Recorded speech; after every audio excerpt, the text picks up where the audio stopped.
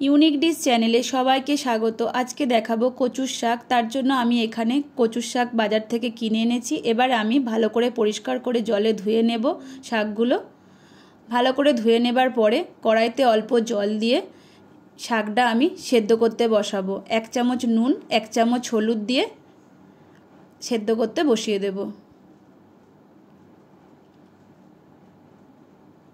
10 minute পরে শাকটা সেদ্ধ হয়ে গেলে স্ট্রেনারের মধ্যে শাকের জলটা আমি ঝারিয়ে নেব। শাকের জল ঝরানো হয়ে গেলে এবারে কড়াইতে তেল দেব। তেল গরম হয়ে গেলে কালো জিরে, শুকনো লঙ্কা, তেজপাতা ফোড়ন দেব।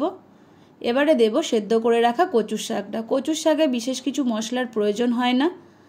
এবারে শাকটা একটু তেলের সঙ্গে আমি ভাজা ভাজা করে নেব। শাকটা ভাজা ভাজা হয়ে গেলে আমি এখানে শাকের পরিমাণ অনুযায়ী 1 বাটি নারকেল কোড়া দিয়েছি। নারকেল কোড়া শাকের সাথে ভালো করে মিশিয়ে নিয়ে এবারে দেব পরিমাণ মতন চিনি, পরিমাণ মতো নুন। সমস্ত কিছু দিয়ে ভালো করে আরও আমি মিশিয়ে নেবার পরে 2টো কাঁচা লঙ্কা দিয়ে আমি এটা গরম গরম ভাতের সাথে পরিবেশন করব। আমার রেসিপিটা যদি ভালো লাগে অবশ্যই বাড়িতে একবার তৈরি করবেন। Thank you for watching.